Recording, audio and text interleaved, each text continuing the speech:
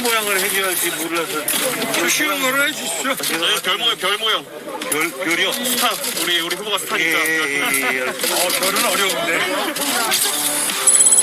저는 오늘 국민의힘을 탈당합니다.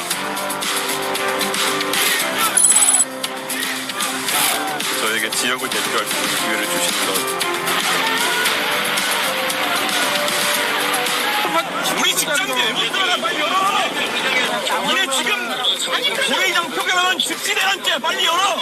이상균 불법 기업이네. 뭔 소리 하는 거야. 이게 공무원 아니야? 국회의원이 못 들어가니 말이 돼?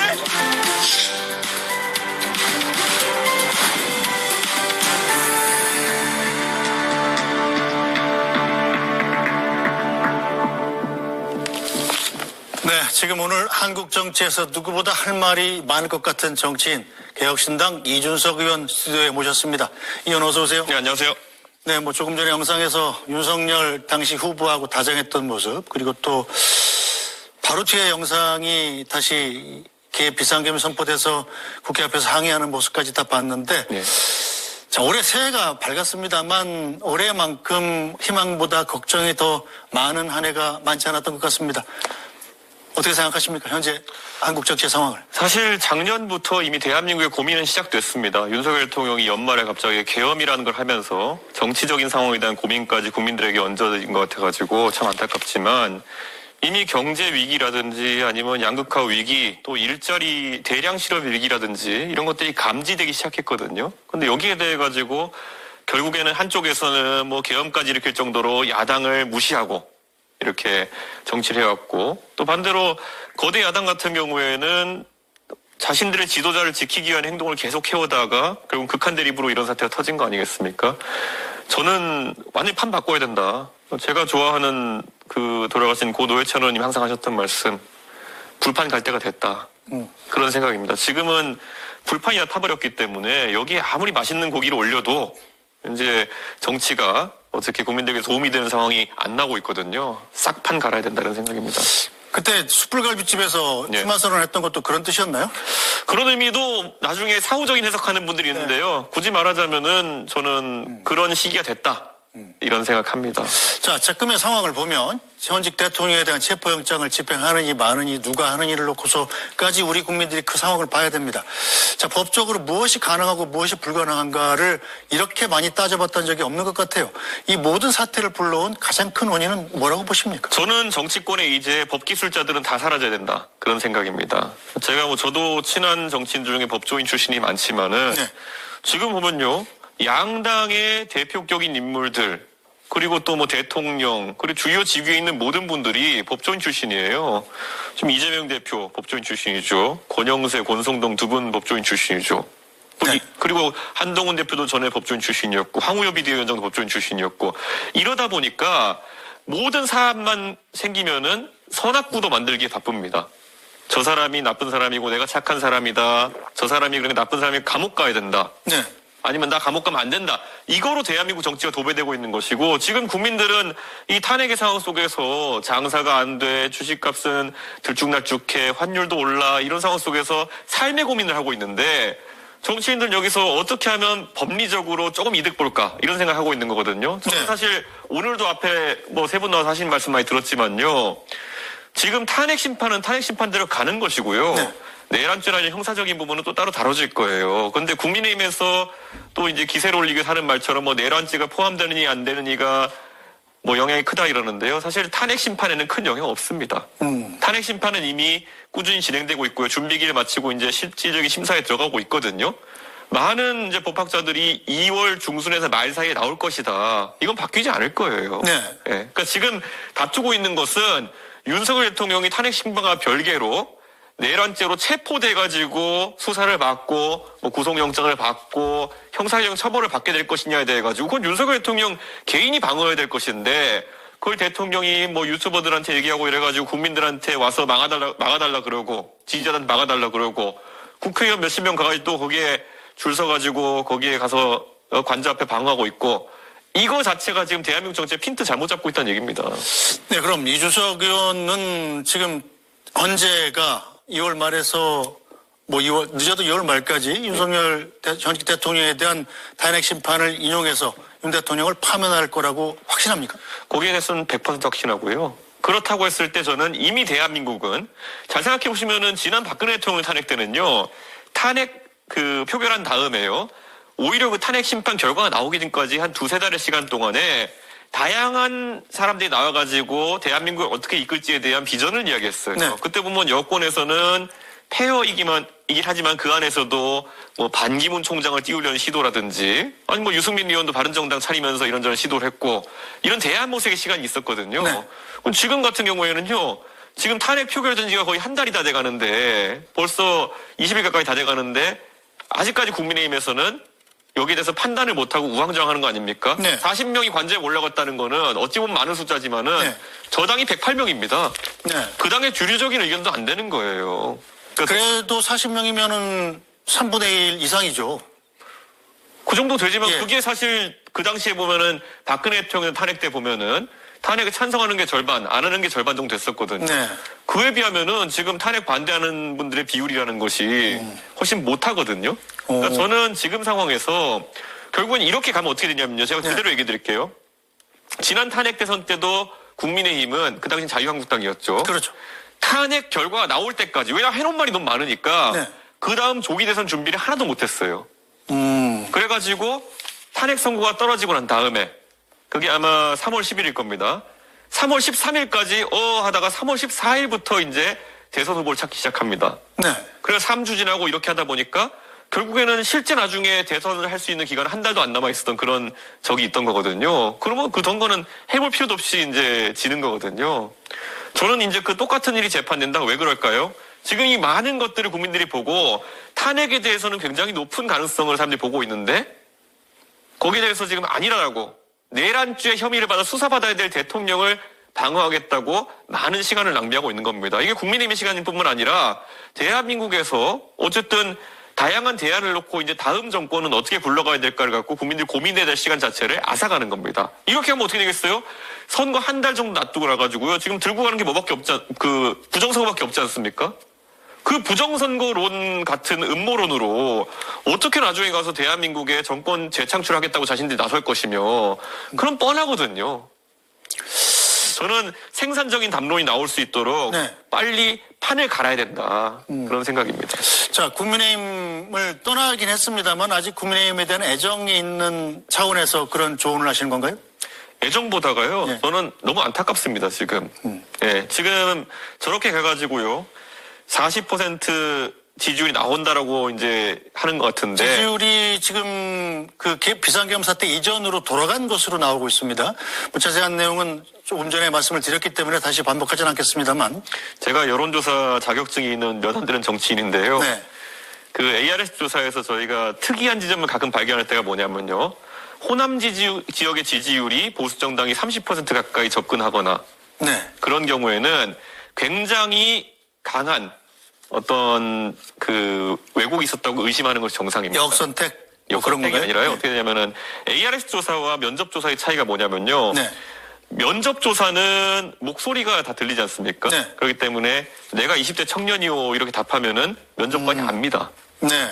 예. 근데 ARS는 번호를 누르는 거기 때문에 사실상 그런 부분이 있어가지고 왜곡을 할 수 있는 부분이 있거든요. 저는 사실 어떤 분들이 그런 걸 주로 하고 다니는지도 들어봤고 하기 때문에 제가 조금만 지켜보십시오. 왜냐하면 이게 지금 탄핵 이후의 지지율이라고 하는 것이 굉장히 출렁임이 클 것도 자명하고 네. 하지만은 지금 상황에서 저걸 바탕으로 해서 무슨 민심이 반전되었고 윤석열 대통령을 탄핵하면 안 된다고 대한민국 국민들이 대부분 생각한다. 그렇게 자신 있으시면 오늘 주변에 가가지고 삼겹살집에 가가지도 소비 진작도 할 겸 주변 사람들이 윤석열 통해서 어떤 평가하는지 한번 들어보시면 될 것 같습니다. 여론조사 자체를 신뢰할 수 없고 또 지금 여론조사에 나타나는 것은 허수일 뿐이다. 이런 주장이신 거죠? ARS 조사에 따르면 항상 그렇게 됩니다. 제가 여론조사 한두 번 저희가 분석해 본 것도 아니고요. 근데 호남 지역의 지지율이 30을 상회하는 조사들이 나온다? 네. 그건 강한 왜곡이 있는 겁니다. 네. 그럼 오늘처럼 이렇게 국민의힘 의원들이 40명씩 관저에 가서 윤석열 대통령 탄핵 반대를 외치는 것은 국민의힘에도 별 도움이 안 된다. 이렇게 보시는 겁니까? 이게 피드백 효과가 있어가지고요. 네. 또 저런 여론조사를 또 방송에 내면은 그런가 싶어가 또 이렇게 얘기하고 이런 분들도 있겠지만요. 결국에 국민들이 한 달 뒤에 마주하게 될 것은 결국에는 재판소의 판단에 따라 가지고 탄핵될 대통령 네. 그리고 그 안에서 그간에 아무 준비 안 해놓은 보수 진영이 두 가지를 보게 될 것입니다. 자, 그렇다면 지금 여당이 윤석열 대통령을 빨리 손절하고 차기 준비에 나서야 된다. 이런 주장이신 건가요? 전 주장할 것도 없고요. 그게 이제 순리인데 저는 여기서 한 가지 또 예언 아닌 예언해보자면요. 오늘 40명 가신 분들 중에 네. 또 한 달 뒤에까지 윤석열 대통령을 좋아하고 있는 분도 없을 겁니다. 그때 가서도 다른 얘기 하실 분들 많거든요. 어떤 근거에서 그렇게 생각하세요? 얼마 전까지 한동훈 대표 쫓아다니는 분들이 지금 뭐 하고 있습니까? 하나죠. 저 당이 그런 당인 거를 너무 잘 알고 있고 제가 체험해봤기 때문에 아마 한 달 뒤에 가서 또 그때까지도 윤석열 대통령의 역성을 들고 있을 사람이 40명이 아닐 거라 생각합니다. 즉 야당에 대해서는 어떻게 평가하십니까? 민주당은 다 잘하고 있는 건가요? 제가 이제 범야권으로서 이제 또 활동하는 부분도 있기 때문에 네. 제가 지난 그 계엄 이전에도 탄핵 남발할 때도 저는 탄핵 투표에 대해 가지고 네. 굉장히 뭐 검사 탄핵하고 이럴 때 좀 신중하게 움직이자 이런 얘기를 했거든요. 네. 왜냐하면 탄핵을 남발하고 이러다 보니까 대통령이 계엄 일으켜서 국가 비상사태가 발생했는데 헌법재판소에 일이 너무 많이 밀려가지고 이게 황당한 상황이거든요. 지금 당장 오늘도 제가 국회 과방위에서 얘기를 하다 왔는데 네. 이진숙 방통위원장은 이분이 탄핵된 게 8월 달인데 6개월 거의 다 차가거든요. 그런데 아직까지도 판단을 못 내려요. 왜냐 탄핵을 뭐 20가지 가까이 걸어놨기 때문에 이게 헌법재판소가 일이 밀려가지고 못하는 거예요. 너무 일이 많죠. 네. 저는 이런 것들이 사실 순리대로 진행돼야 되는데 민주당이 결국에는 의회 권력 잡은 다음에 이걸 바탕으로 해서 국민들에게 필요한 입법을 하는데 매진한 것이 아니라 결국에는 힘자랑하려고 했던 거거든요. 윤석열 대통령이 왜 망했냐고요? 여소야대 때문 아닙니다. 윤석열 대통령은 본인이 가진 대통령으로서의 알량한 권한으로 근육 자랑하려고 했던 거예요. 그 권한으로 국민들 잘 살게 하는 법을 뭐 이렇게 해달라고 요청하고 이런 게 아니라 나 거부권 남발하고 그리고 내 그 가족에 대한 수사를 그 거부권 써가지고 막고 이런 거에 활용했기 때문에 국민들이 아무도 지지하지 않게 되는 거거든요. 저는 마찬가지로 민주당도 그 힘을 가졌을 때 어떻게 쓰느냐가 중요한 건데 네. 전혀 합리적인 모습을 보여주지 못하고 있다고 봅니다. 네. 자, 지난해 12월 3일 전까지만 해도 우리 국민 누구도 자, 조기 대선을 생각하는 사람은 없었을 겁니다. 자, 그런데 지난해 4월이죠. 이 총선에서 당선된 직후에 이준석 의원이 SBS 라디오에 출연해서 이런 얘기를 했었습니다. 한번 들어보겠습니다.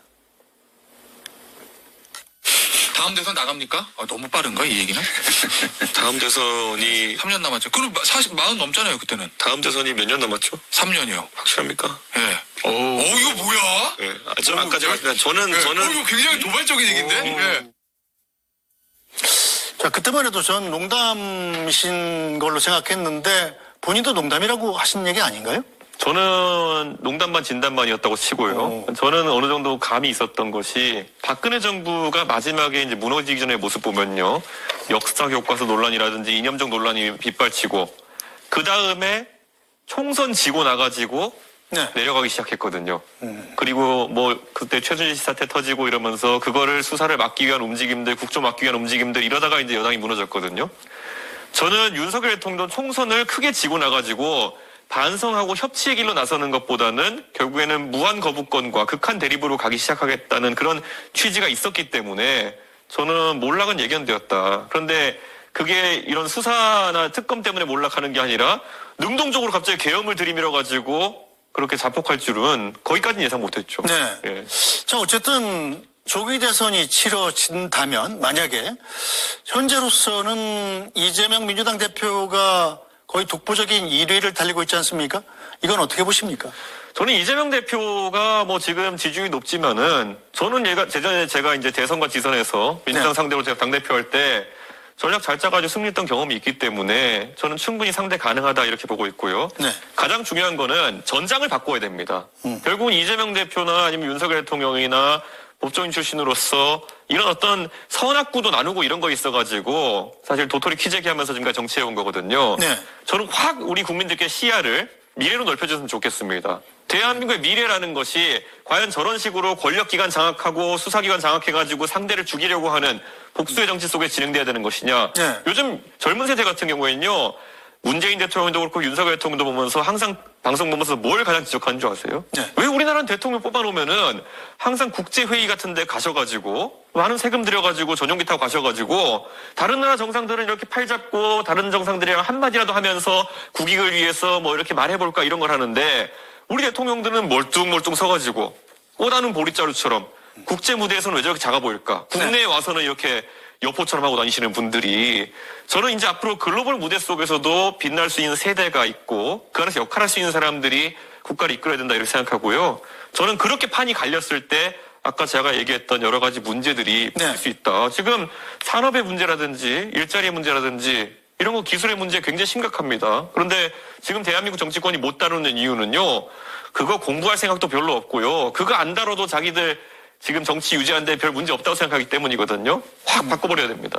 자, 올해죠. 이제 3월 31일 이전에 만약에 대선이 치러진다면 피선거권이 없잖아요. 만 40이 안 되시니까. 예. 그건 어떻게 생각하십니까? 전혀 상관없습니다. 저는 만약 그 앞에 윤석열 대통령께서 고심 끝에 하야를 하시든지 아니면 어떤 상황이 발생해서 대통령이 빨리 물러나셔도 그게 오히려 대한민국의 안정을 위해서 중요하다 이런 생각입니다. 지금 산업이나 이런 기술 문제 같은 것들은 저도 따라가기 힘들 정도로 매주 신기술이 나오고 AI 같은 것들도 발달해가지고 사람을 대체하는 과정이 진행되고 있는데 네. 여기서 한 달, 두 달 뒤처지는 것만으로 해도 대한민국은 심각한 타격을 받는 겁니다.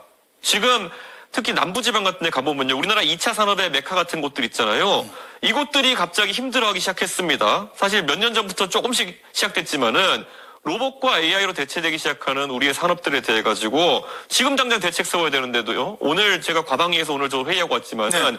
관료들은 지금 움직이지 못하고 있습니다. 정치 상황이 급변하면서.